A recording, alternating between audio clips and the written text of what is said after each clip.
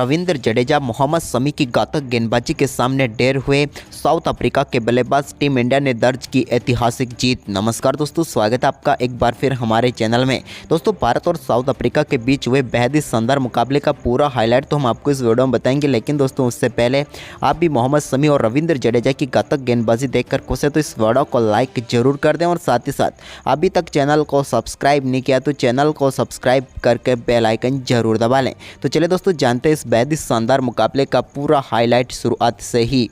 आज के मुकाबले में सिक्का उछाला रोहित शर्मा ने और गिरा भी उन्हीं के पक्ष में। टॉस जीतकर रोहित शर्मा ने पहले बल्लेबाजी का फैसला किया। भारतीय टीम बिना किसी बदलाव के साथ मैदान पर उतरी तो टीम इंडिया की तरफ से रोहित शर्मा और शुभमन गिल पारी की शुरुआत करने उतरे। पहले ओवर की चौथी गेंद पर रोहित शर्मा के बल्ले से कवर के ऊपर से एक बेहतरीन चौका देखने को मिला, जहां पर उन्होंने गेंद को बाउंड्री लाइन के पार भेज दिया। तो वहीं पर दूसरे ओवर की तीसरी गेंद पर मार्को एंसन की गेंद को शानदार तरीके से एक कवर ड्राइव के जरिए कमाल की तरीके से ही चौके के लिए भेज दिया शुभमन गिल ने।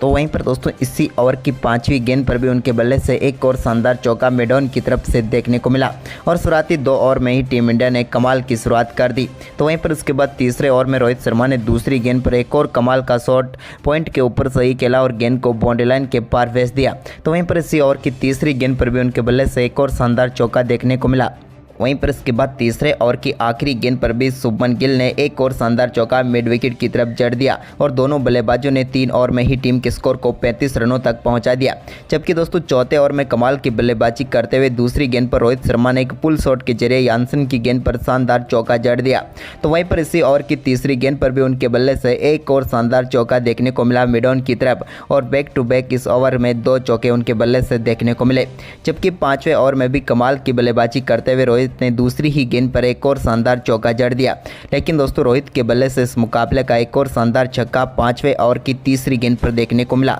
जब उन्होंने लुंगी एंगिडी की गेंद को कमाल की तरीके से लेग साइड में खेल दिया और गेंद को 6 रनों के लिए बाउंड्री लाइन के पार भेज दिया एक बेहतरीन फ्लिक शॉट के जरिए। तो वहीं पर इसी ओवर की पांचवी गेंद पर भी उनके बल्ले से एक और कमाल का शॉट देखने को मिला और इस बार भी गेंद को उन्होंने सीधे 6 रनों के लिए बाउंड्री लाइन के पार भेजा। अब भारतीय टीम का स्कोर काफ़ी तेजी से आगे बढ़ रहा था, लेकिन दोस्तों रोहित शर्मा ने इसी बीच शानदार बल्लेबाजी करते हुए इस साल के अपने 58 छक्के जड़ दिए और एक साल में सबसे ज़्यादा छक्के जड़ने वाले बल्लेबाजों की इन्होंने बराबरी भी कर ली। लेकिन इसके बाद दोस्तों छठवें ओवर की पांचवी गेंद पर रबाडा ने रोहित शर्मा को तेम्बा बाउमा के हाथों कैच कराकर पेविलियन भेजा। रोहित शर्मा के रूप में टीम इंडिया को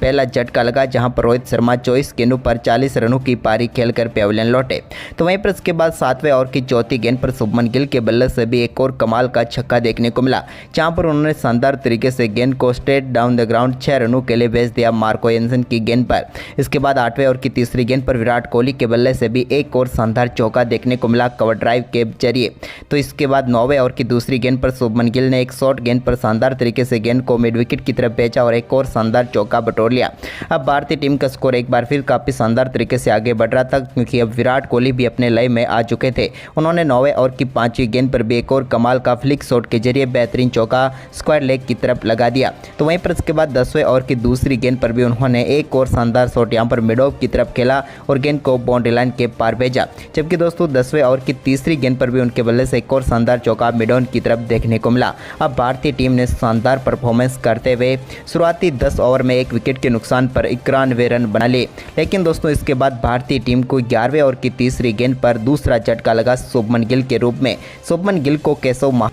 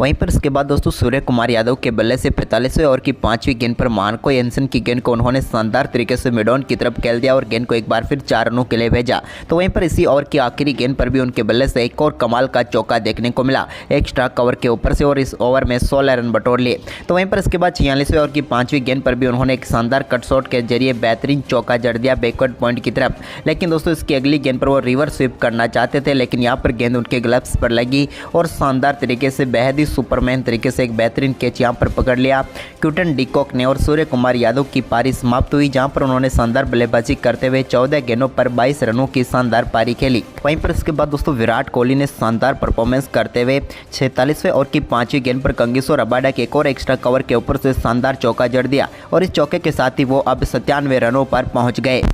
इसके बाद दोस्तों शानदार बल्लेबाजी करते हुए 49वें ओवर में अपना 49वां ही शतक ठोक दिया विराट कोहली ने, और महान सचिन तेंदुलकर के शतकों के रिकॉर्ड की बराबरी कर ली और इतिहास रच दिया। लेकिन अभी भी भारतीय टीम के स्कोर को आगे बढ़ाने की जिम्मेदारी इन्हीं के कंधों पर और भी आगे लेकर जाना था।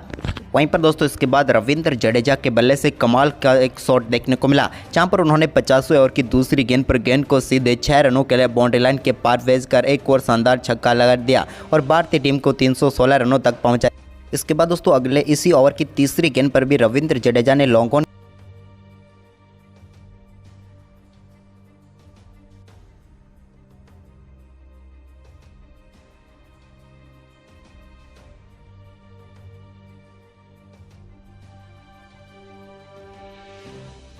वहीं पर दोस्तों इस लक्ष्य का पीछा करने उतरी साउथ अफ्रीका की टीम की शुरुआत बिल्कुल भी अच्छी नहीं रही, और दूसरे ओवर की चौथी गेंद पर ही पहला झटका क्विंटन डिकॉक के रूप में साउथ अफ्रीका की टीम को लगा। मोहम्मद सिराज ने क्विंटन डिकॉक को बोल्ड करके पेविलियन भेजा, वो 10 गेंदों पर सिर्फ 5 ही रन बना पाए और पेविलियन लौटे। इसके बाद दूसरी सफलता के लिए टीम इंडिया को थोड़ा सा इंतजार करना पड़ा, लेकिन 9वें ओवर की तीसरी गेंद पर रविंद्र जडेजा की एक शानदार गेंद पर पूरी तरह से चुके तेम्बा बाउमा और वो बोल्ड होकर पेविलियन लौटे, और रविंद्र जडेजा ने भारतीय टीम को दूसरी सफलता दिला दी। तेम्बा बाउमा की हम बात करें तो काफ़ी देर तक क्रीज पर जरूर टिके रहे, लेकिन अंत में 19 गेंदों पर 11 रन बनाकर वो भी चलते बने। तो वहीं पर इसके बाद नए बल्लेबाज एडन मार्करम उतरे, उन्होंने 2 बेहतरीन चौके जरूर लगाए, लेकिन इसके बाद 10वें ओवर की 5वीं गेंद पर उनके बल्ले का किनारा लेकर गेंद सीधे केएल राहुल के हाथों में चली गई, और उनके एक बेहतरीन कैच ने यहां पर पेविलियन भेज दिया एडन मार्करम को भी, जिन्होंने 6 गेंदों पर सिर्फ और सिर्फ 9 रन बनाए और वो भी चलते बने।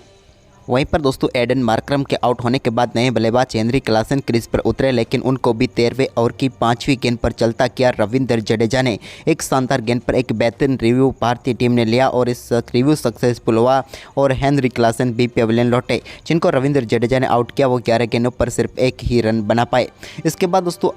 अगला विकेट भी टीम इंडिया को 14वें ओवर की पहली गेंद पर मोहम्मद शमी ने दिलाया, जहाँ पर उन्होंने राशि वैन डे डुसेन को LBW आउट करके पेविलियन भेजा। यहाँ पर भी टीम इंडिया ने काफ़ी शानदार रिव्यू लिया और रिव्यू सक्सेसफुल हुआ, और राशि वैन डे डुसेन जो कि काफ़ी देर से क्रीज पर संघर्ष कर रहे थे, लेकिन अंत में वो भी 32 गेंदों पर 13 रन बनाकर पेविलियन लौट गए। इसके बाद डेविड मिलर थोड़ी देर क्रीज पर जरूर टिके रहे, लेकिन 17वें ओवर की तीसरी गेंद पर उनको भी रविंद्र जडेजा ने बोल्ड करके पेविलियन भेजा और भारतीय टीम के एक और सफलता झोली में डाल दी। यहां पर डेविड मिलर की बात करें तो 11 गेंदों का सामना करने के बाद वो 11 ही रन बनाकर पेविलियन लौटे और भारतीय टीम को एक और सफलता मिल गई। इसके बाद दोस्तों यहां पर केशव महाराज क्रीज पर टिकने की कोशिश कर रहे थे, लेकिन उनको भी 19वें ओवर की चौथी गेंद पर रविंद्र जडेजा ने बोल्ड करके पेविलियन भेजा और एक और महत्वपूर्ण सफलता भारतीय टीम को मिल गई। अब तो यहां पर मुश्किलों में फंस चुकी थी साउथ अफ्रीका की टीम, क्योंकि अब अपने सभी महत्वपूर्ण विकेट मात्र 67 रनों पर गंवा चुकी थी। लेकिन इसके बाद 8वीं सफलता दिलाई टीम इंडिया को कुलदीप यादव ने, जहां पर उन्होंने एक शानदार गेंद पर यहां पर मार्को येंसन को कैच करवाया सीधे रविंद्र जडेजा के हाथों में, और भारतीय टीम को एक और यानी कि 8वीं सफलता दिला दी। बात करें यहां पर मार्को येंसन की तो काफ़ी देर तक क्रीज पर टिके रहे, और वो भी अंत में यहां पर सिर्फ 30 गेंदों पर 14 रन बनाकर पेविलियन लौट गए।